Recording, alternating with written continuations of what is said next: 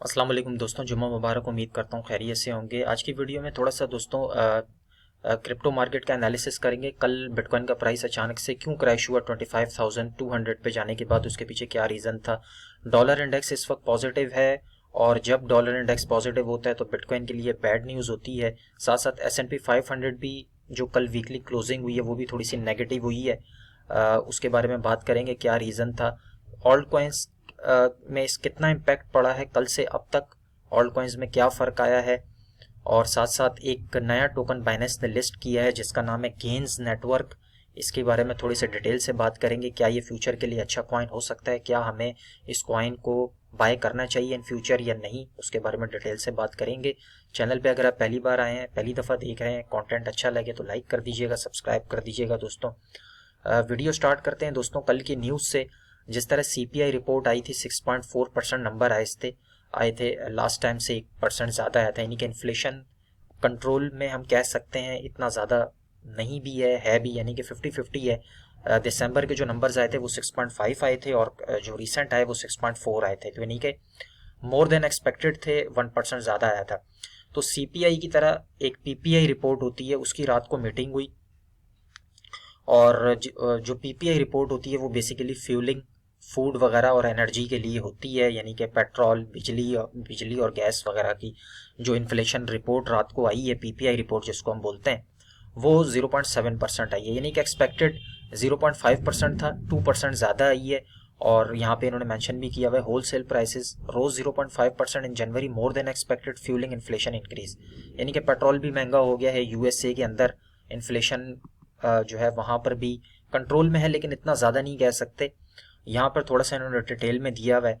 जो एक्सपेक्ट किया जा रहा था 0.4%, उससे 3% ज़्यादा आया है, यानी कि 0.7 आया है। तो ये थी एक रीज़न। और यहाँ पे इन्होंने बताया हुआ भी है, एक्सक्लूडिंग फूड एंड एनर्जी, यानी कि जो खाने पीने की अशिया हैं वो, और एनर्जी यानी कि बिजली गैस वगैरह, उनके अंदर भी जो है वो महंगाई हुई है, जिसकी वजह से स्टॉक मार्केट जो है वो रात को नेगेटिव क्लोज हुई है।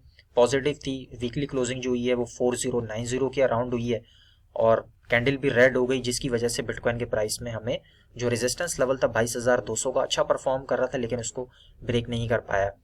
डॉलर इंडेक्स की बात करें तो डॉलर इंडेक्स दोस्तों आपको हमेशा से बताता आ रहा हूँ, जब जब पॉजिटिव होता है तो बिटकॉइन के लिए वो बैड न्यूज़ होती है। और फॉलिंग वेज ब्रेक होने के बाद वन डे टाइम फ्रेम में देखें तो हमारा जो पहला लेवल था 105, इसकी तरफ इस वक्त डॉलर इंडेक्स जा रहा है। दूसरा लेवल 107 है, और अगर डॉलर इंडेक्स इस लेवल पे जाता है तो बिटकॉइन का प्राइस हो सकता है कि यहाँ से थोड़ा बहुत करेक्ट हो जाए, क्योंकि डॉलर इंडेक्स जब भी पॉजिटिव होता है तो बिटकॉइन के लिए नेगेटिव होता है। BTC का प्राइस एनालिसिस करते हैं दोस्तों, तो हमारा जो राइजिंग वेज है, जो लेवल आपके साथ शेयर किया था कल की वीडियो में, 25,200 एग्जैक्ट 25,250 का हाई बिटकॉइन ने लगाया, और जो डेली क्लोजिंग हुई है वो डॉजी कैंडल के साथ हुई है। स्टिल हम लोग राइजिंग वेज में हैं।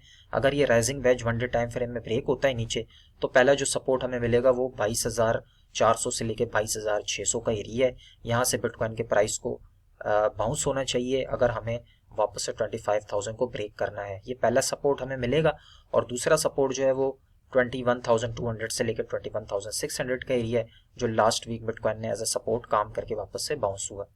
तो ये दो लेवल्स हैं, इनको आपने कीप एन आई ऑन रखना है अगर आप BTC में छोटी मोटी ट्रेड्स करना चाहते हैं। तो पहला लेवल है 22,500 का लेवल, दूसरा 21,600 के अराउंड का लेवल। यहाँ तक अगर मार्केट करेक्ट होती है तो ये लेवल्स हैं, यहाँ तक बिटकॉइन के प्राइस को मैं समझता हूँ आना चाहिए। अब दोस्तों बात कर लेते हैं कॉइन के बारे में, जो कॉइन बाइनेंस ने लिस्ट किया है जिसका नाम है, पहले बात कर लेते हैं ऑल्ट कॉइन्स के बारे में। जो कॉइन्स आपके साथ मैंने पिछली वीडियोस में शेयर किए थे उनकी क्या परफॉर्मेंस है। टोटल मार्केट कैप 1.9 ट्रिलियन है, स्टिल गुड। ऑल्ट कॉइन्स में से ज़्यादा पैसा नहीं निकला। बिटकॉइन 23,700 पे ट्रेड हो रहा है। इथीरियम अच्छी परफॉर्मेंस दिखा रहा है, 1664 पे ट्रेड हो रहा है। इथीरियम का जो एक रेजिस्टेंस लेवल है 1700 का, इस पे वीडियो भी मैंने बनाई थी।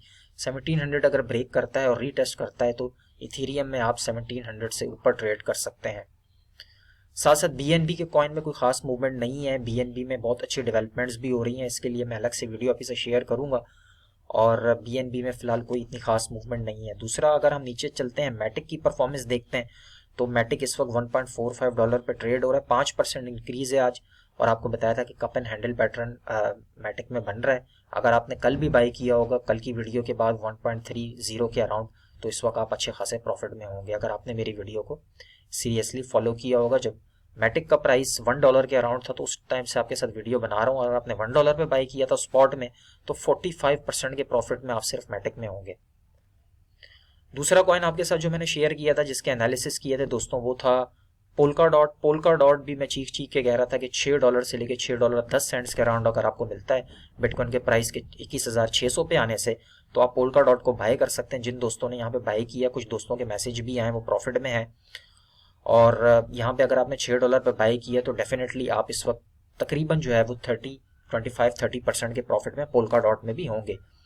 साथ में जो शिप के लेवल्स आपको बताए हैं, शिप पे भी आपने गौर करना है। शिप की भी आगे न्यूज़ेज हैं।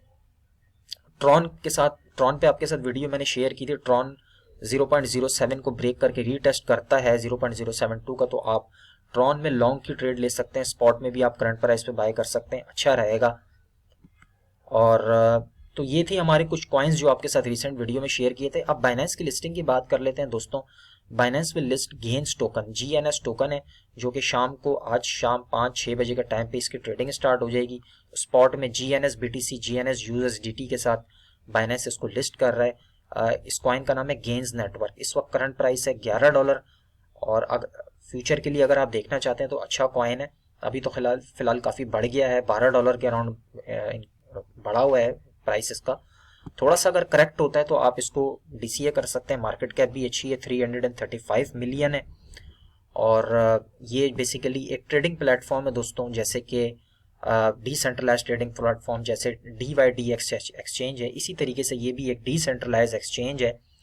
और अगर ऑल टाइम वॉल्यूम की बात करें तो अच्छा खासा इसका वॉल्यूम भी है। और बाइनेंस आपको पता है ऐसे कॉइन्स को लिस्ट करता है जिनका ट्रेडिंग वॉल्यूम भी अच्छा हो, मार्केट कैप भी ज़्यादा हो। तो बाइनेंस के टीयर 1 में ये लाई कर रहा है, यानी कि 300 इसकी मार्केट कैप है। फ्यूचर के लिए अच्छा कॉइन हो सकता है। शॉर्ट टर्म में भी अगर आपको ये डिप में मिले तो आप इसमें ट्रेड्स वगैरह कर सकते हैं। मुझे लगता है कि आने वाले दिनों में इसमें अच्छी खासी हाइप आ सकती है, क्योंकि इसमें जो एक बड़ा रीज़न है इसकी, अगर हम पार्टनर्स देखें तो मेकरडाओ, पॉलीगॉन, चेनलिंक और आर्बिट्रम, 4 जो मार्केट के बड़े प्रोजेक्ट्स हैं वो कोलैबोरेशन में हैं इसके साथ और इसको सपोर्ट करते हैं। Layer 2 integration, medium spot prices, high leverage available है यहाँ पे इस एक्सचेंज के ऊपर। तो आप इस पे जाके गो थ्रू करके, इसका सिक्योरिटी ऑडिट भी है जो कि सर्टिक ने किया है। तो ओवरऑल एक पॉजिटिव प्रोजेक्ट है, डिसेंट्रलाइज एक्सचेंज है, जस्ट लाइक DYDX। थोड़ा सा डिप का वेट कीजिएगा। अगर आपको ये नीचे मिलता है वापस से लिस्ट होने के बाद, तो आप इसको शॉर्ट टर्म में भी इसके ऊपर नज़र रख सकते हैं। इसका चार्ट वगैरह मैं देखूंगा आने वाली वीडियो में, अगर कुछ समझ में आ रहा हुआ मुझे चार्ट, तो इसके बाइंग लेवल भी आपके साथ में शेयर करूंगा। तो आज 6:30 बजे इसकी ट्रेडिंग भी ओपन हो जाएगी और इसमें आप जो है वो आने वाले दिनों में इसके ऊपर नज़र रख सकते हैं। जैसे कि पिछले दिनों रॉकेट पूल लिस्ट हुआ था, लोस ने लिस्ट होने के बाद $30 का लगाया और वहाँ से इस वक्त तकरीबन वो 80% इंक्रीज हुआ है।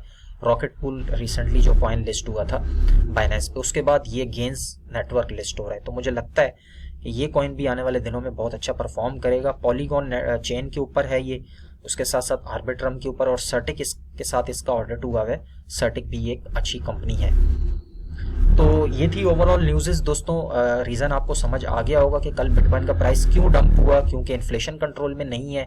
और अगर इसी तरीके से इन्फ्लेशन की न्यूज़ बैड मिलती रहीं तो कहीं ना कहीं हमें थोड़ा सा मोहतात भी होना पड़ेगा। कहीं ऐसा ना हो कि हम लोग जो हैं, आप दोस्त मार्केट में जो है वो बड़ा पैसा लगा दें और मार्केट एकदम से नीचे की तरफ क्रैश हो जाए। तो आपने अपने रिस्क और रिवॉर्ड रेशो को मैनेज करना है, ये आप लोगों का काम है। क्योंकि मैं हमेशा से आपको कहता आ रहा हूँ कि जब भी आप ट्रेड करें अपने पोर्टफोलियो को 2 पार्ट्स में डिवाइड करें। एक तो आपका लॉन्ग टर्म पोर्टफोलियो होता है, एक शॉर्ट टर्म। लॉन्ग टर्म को बिल्कुल ना छेड़ा करें, वो DCA परस्पेक्टिव से होता है। अगर मार्केट नीचे जाती है DCA कर सकते हैं। शॉर्ट टर्म में लेवल टू लेवल ट्रेड किया करें। मार्केट ऊपर जाती है वेल्स के साथ तो आप ट्रेड करें, नीचे आती है तो जब मार्केट डिप में जा रही हो तब आपको शॉर्ट टर्म में बिल्कुल ट्रेड नहीं करनी होती, वरना लॉस के चांसेस होते हैं वहाँ पर। तो फिलहाल मार्केट अभी भी पॉजिटिव है।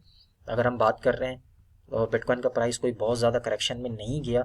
अगर बिटकॉइन का प्राइस जो है वो 22,600 से नीचे चला जाता है और 21,600 से भी नीचे चला जाता है, तो वहाँ पे फिर हमारे लिए कोई कंसर्निंग चीज़ होगी। उसके लिए मैं आपको अपडेट करूँगा। और उसके लिए ज़रूरी है कि S&P 500 अगर नेगेटिव होता है, नीचे जाता है S&P 500 वापस से 3800 के अराउंड, तो फिर डेफिनेटली उसका इम्पैक्ट हमें बिटकॉइन के प्राइस में मिलेगा। अब फाइनल न्यूज़ पे बात कर लेते हैं दोस्तों। अक्सर दोस्त पूछते रहते हैं कि क्या 2019 2023 से सिमिलर है। तो चार्ट तो बिल्कुल ही सिमिलर है। अगर हम देखें तो यहाँ पे अगर हम देखें तो यहाँ पे बिल्कुल वही चार्ट इसने बनाया था बिटकॉइन ने 2019 में, यहाँ से ब्रेकआउट कर दिया था और एग्जैक्ट उसी जोन पे अगर हम देखें तो यहाँ पर हमें रिजेक्शन मिला है। लेकिन 2019 और 2023 में बहुत ज़्यादा फ़र्क है, क्योंकि उस टाइम यूक्रेन और रशिया की वार नहीं थी, इन्फ्लेशन इतनी ज़्यादा नहीं थी, हालात काफ़ी बेहतर थे उस टाइम यूएसए के स्टॉक मार्केट के, और बाकी भी ऑल ओवर द वर्ल्ड अगर हम देखें तो उस टाइम हालात काफ़ी बेहतर थे। लेकिन अब की बात करें तो इन्फ्लेशन सिर्फ यूएसए में नहीं पूरी दुनिया में बहुत ज़्यादा है, और रशिया यूक्रेन की वार भी है, तो चीज़ें बहुत ज़्यादा डिफरेंट हैं। 2019 से 2023 में 4 साल तो गुजर गए, लेकिन बहुत ज़्यादा चीज़ें जो हैं वो चेंज हो गई हैं। अब देखना ये है कि क्या ये 25,200 बिटकॉइन का प्राइस ब्रेक करता है। अगर कर जाता है और रीटेस्ट कर लेता है वापस, तो फिर डेफिनेटली हम बिल्कुल ये चीज़ हमें कंफर्म हो जाएगी कि 2019 का चार्ट और 2022 का जो 2023 का जो चार्ट है वो सिमिलर होगा। फिलहाल के लिए कोई कंफर्मेशन नहीं है, क्योंकि जो प्राइस लेवल था इस जगह पे आने के बाद बिटकॉइन ने अच्छा खासा 2019 में बाउंस लिया था, लेकिन यहाँ पे थोड़ा सा बिटकॉइन का प्राइस लड़खड़ा रहा है तब तक कि जब तक बिटकॉइन का प्राइस 25,200 को अच्छे वॉल्यूम के साथ ब्रेक करके रीटेस्ट नहीं करता, तब तक हम नहीं समझ सकते कि ये 2019 का चार्ट प्ले आउट हो रहा है। तो लेट्स सी, आने वाले दिनों में पता चलेगा। इसके बारे में भी डिटेल से कवर करेंगे। वीडियो आपको अच्छी लगी तो लाइक कर दीजिएगा। मिलते हैं इंशाल्लाह नेक्स्ट वीडियो में। Take care, bye.